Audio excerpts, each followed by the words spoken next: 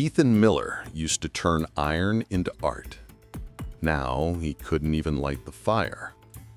In the quiet village of Maple Ridge, his forge sat covered in dust, and his father's old sign swung in the wind like an epitaph.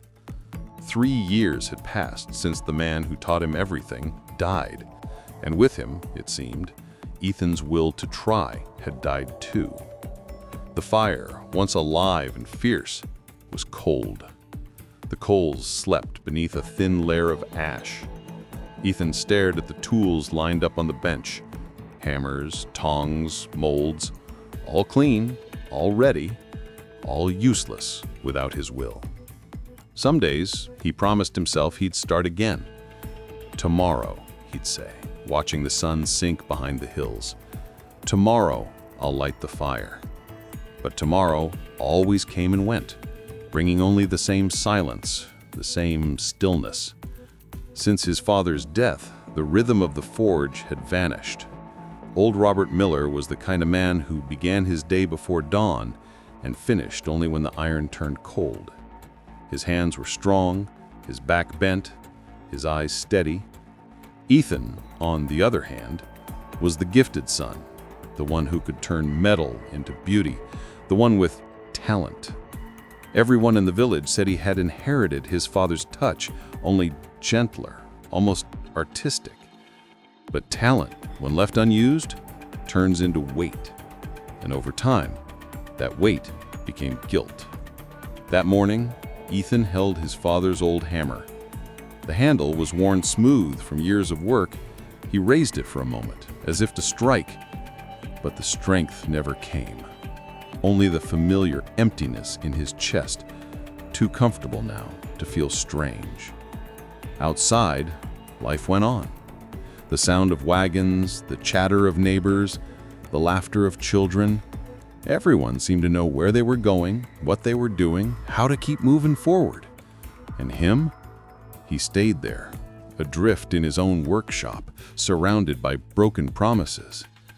The clock in the square struck 9. Ethan looked up at the ceiling and let out a long sigh. He grabbed his coat, locked the forge, and walked to his usual spot, the Maple Diner. The bell above the door rang as he stepped inside.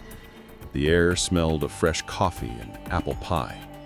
Sarah, the waitress who had known him since childhood, smiled with that familiar mix of affection and pity. "Your usual, Ethan?" she asked, reaching for a mug. He nodded. While he waited, he glanced at the men at the next table, farmers talking about the harvest, young men discussing the town's new barn. All their stories were moving forward. His had stopped long ago. Sarah set the coffee down in front of him. "You should reopen the forge," she said gently. "People still talk about your work." He gave a faint smile. "People talk because they forget too easily. Or because they still believe in you," she replied. "And that's rare these days." He looked away. Her kindness hurt more than it helped, a reminder that he was no longer the man people believed he was. When he left the diner, the sun was high, glinting off the rusted metal of the forge's sign. That's when he heard it. Slow, steady footsteps approaching. A tall man with gray hair and steel-colored eyes stopped at the door. He carried a worn leather briefcase and a look that mixed respect with scrutiny. "Mr. Miller?" he asked, his voice low and firm. "Yes, I'm Walter Harris. Came from Green Hollow. I've heard you're the best blacksmith around." Ethan let out his short laugh. "You must have heard old stories." "Maybe, but iron doesn't lie," the man replied, stepping inside without waiting for permission. He walked slowly through the forge, running his fingers over the tools, brushing the dust off the shelves. "Your father was a good man. We worked together a long time ago." Ethan looked at him, surprised. "You knew my father?" "I did."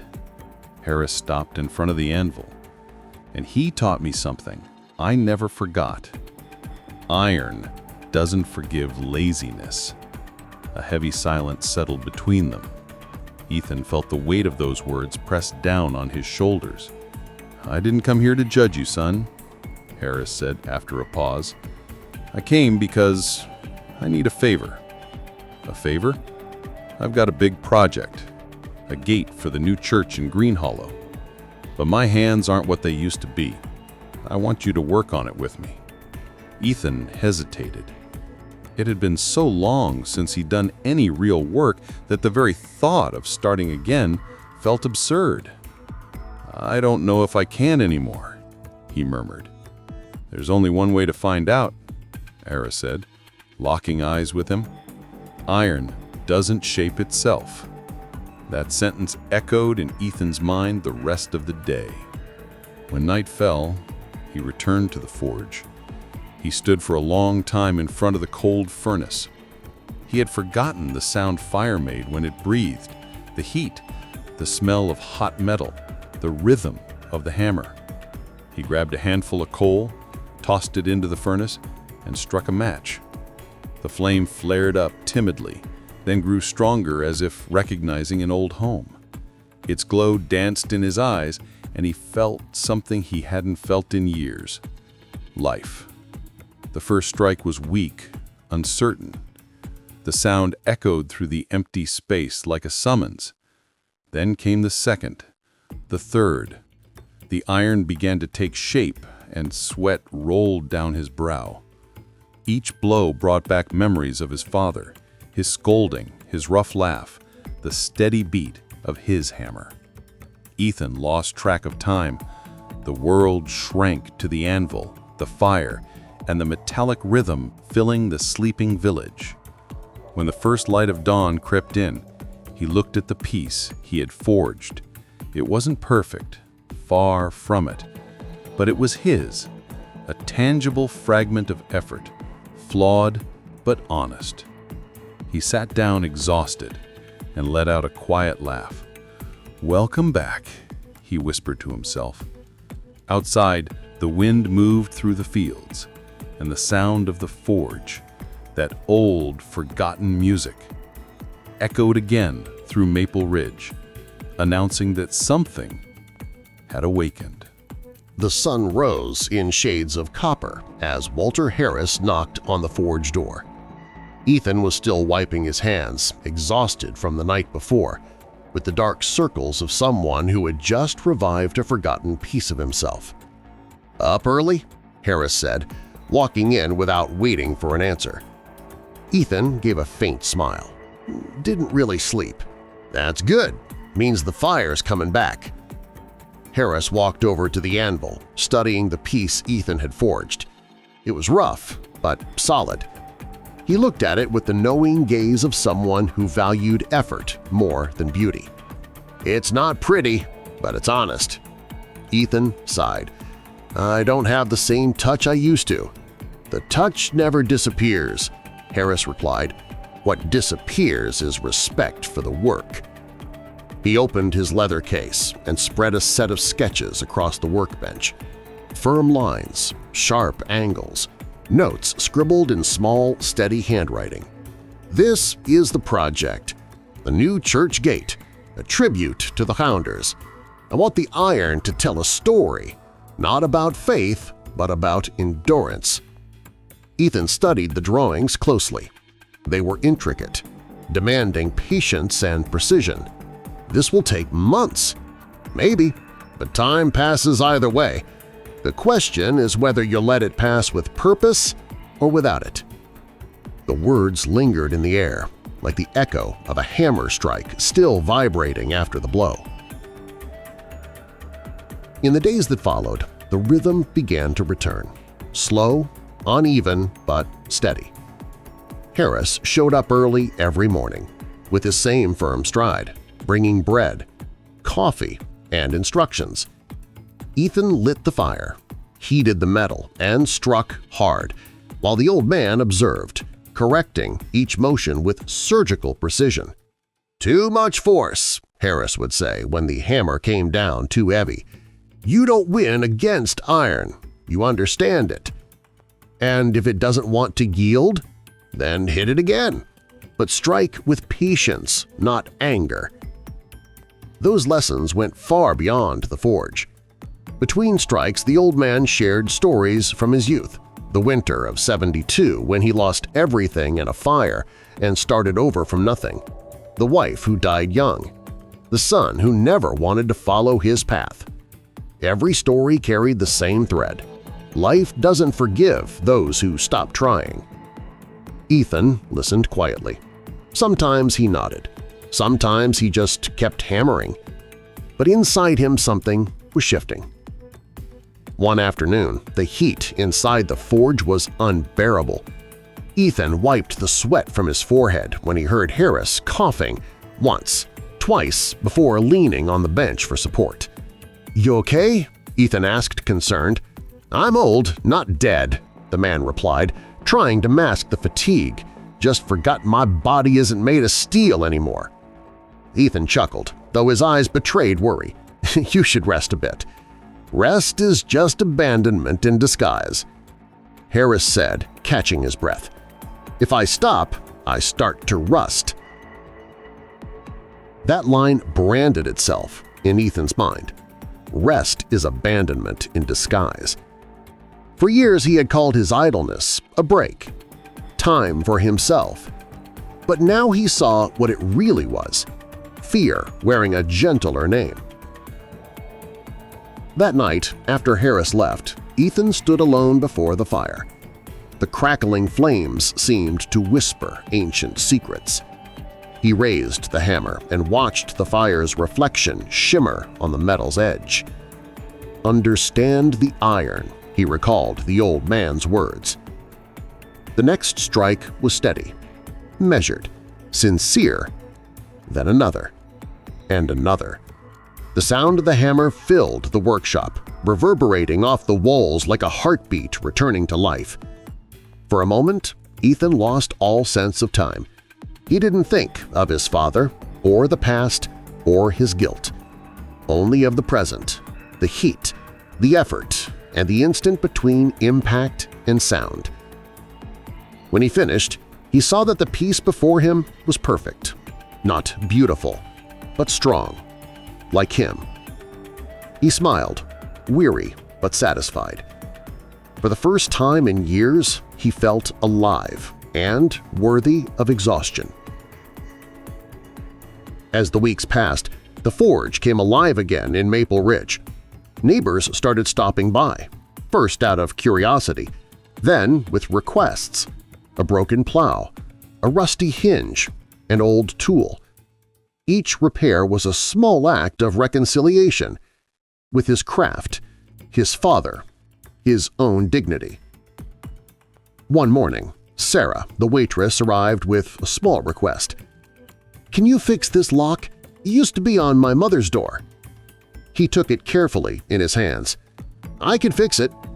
Then, after a pause, "I can fix almost anything." She looked at him, surprised by the quiet conviction in his tone. "It's good to see you like this, Ethan. You look whole again." He smiled, modestly. "I'm just getting started." Harris kept showing up, though his cough betrayed him more often. One night, as they watched the iron cool, he said, "You know what your father once told me? That talent is like a blade. It shines at first, but it rusts if you don't use it." Ethan stayed silent.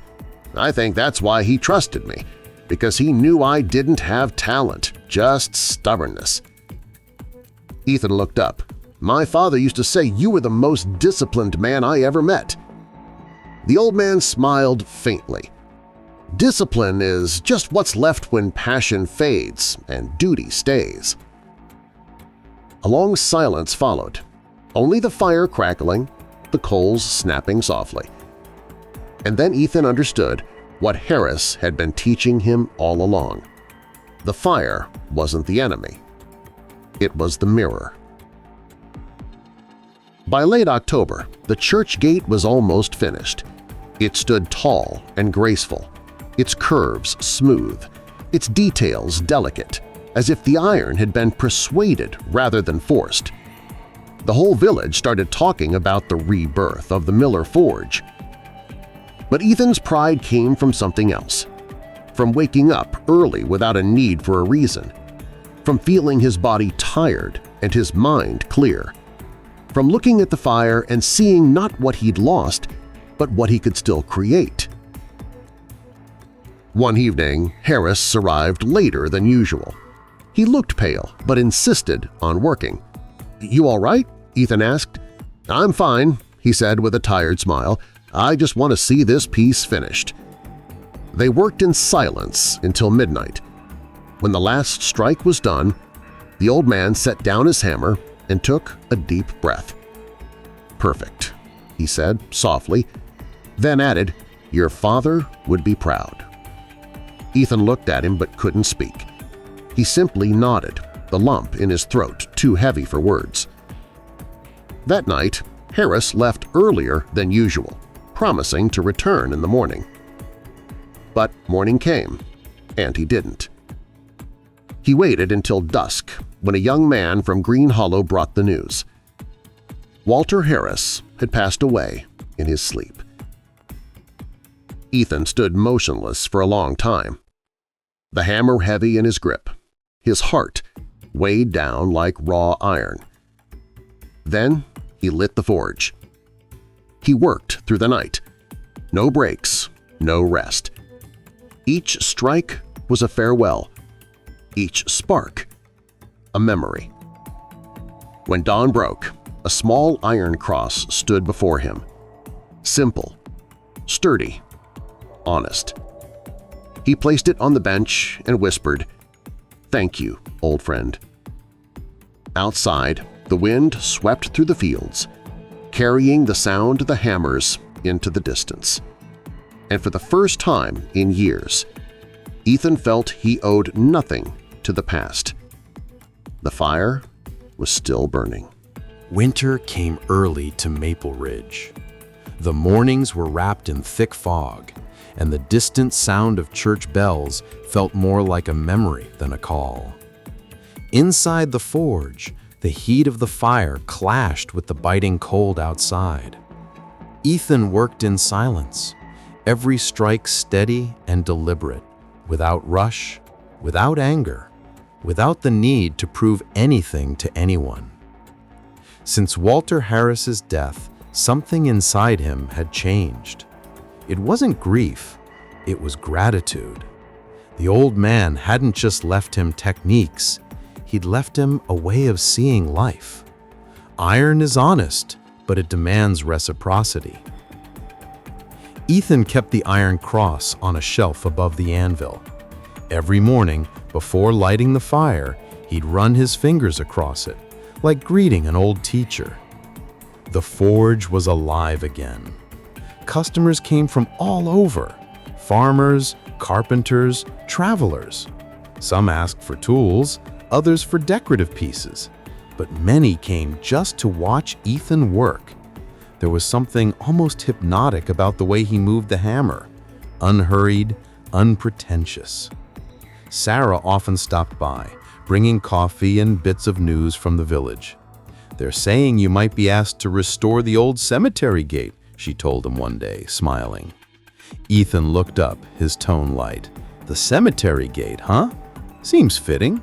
I've spent enough time surrounded by ghosts." She laughed, but noticed something different in his eyes, a calmness she hadn't seen before. "You talk like someone who's made peace with the past."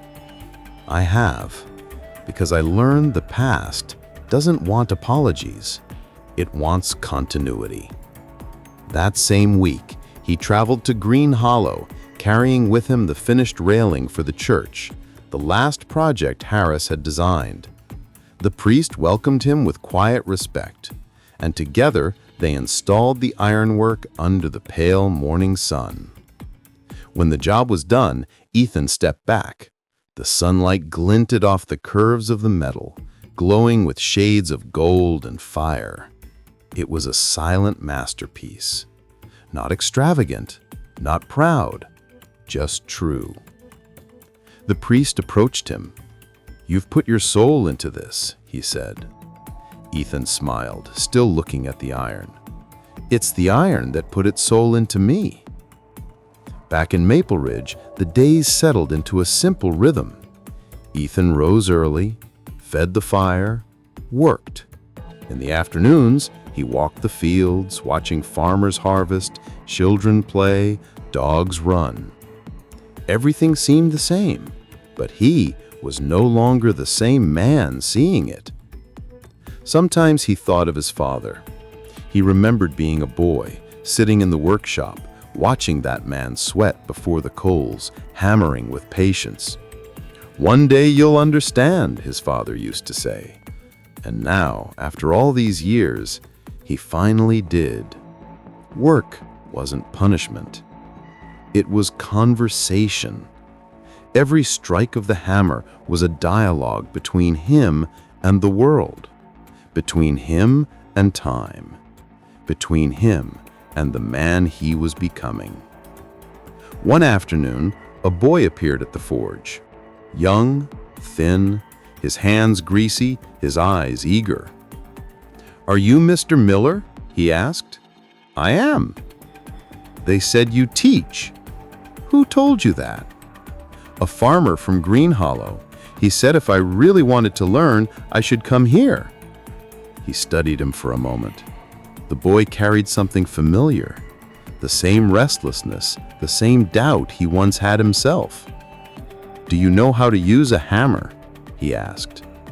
"A little, but I want to learn the right way." He pointed toward the anvil. "Then light the fire." The boy hesitated. "Now?" "It's always now," he replied, calm but firm. The boy obeyed. The flame started timidly, then grew, throwing shadows across the walls. Ethan watched in silence, remembering the first time he had lit that same fire, alone, uncertain. When the boy finally got the coals burning, he said, "Fire teaches fast. It shows who has patience and who only has haste." The apprentice nodded, focused, and without realizing it, the cycle had begun again. The following months were peaceful. The forge became a place of learning, not just about metal. Ethan taught the boy what Harris had taught him, the difference between strength and control, between stubbornness and discipline, between hurry and purpose. On winter nights, the sound of hammers echoed through the village. Neighbors, upon hearing it, would smile. It was the sound of Maple Ridge breathing again. Years later, Ethan's pace had slowed. His hair, now gray, contrasted with the fire that still burned in the forge. The apprentice, now a grown man, worked beside him, repeating each motion with the same quiet precision. One afternoon, Ethan sat by the workshop door, watching the sunset. The sky was orange, the air cold and clear. Sarah, now the owner of the Maple Diner, arrived with a thermos of coffee and 2 cups. "You never get tired of this place, do you?" she asked, pouring them each a drink. "Tiredness is the price of peace," he said, with a small smile, "and I'm happy to pay it." She looked at the fire reflected in his eyes. "Remember when you used to say tomorrow never came?" Ethan chuckled softly. "I do, and I think I finally learned the secret." "What is it?" He gazed at the horizon, thoughtful. "Tomorrow doesn't come to those who wait, only to those who begin." A comfortable silence settled between them. The fire crackled inside, the sound of hammers echoed faintly, and the wind carried the scent of hot iron across the golden fields. Ethan leaned back in his chair, took a deep breath, and closed his eyes for a moment. There was no more guilt, no more urgency, no more fear. Only the sound of the world and the calm rhythm of a heart that had finally found its pace.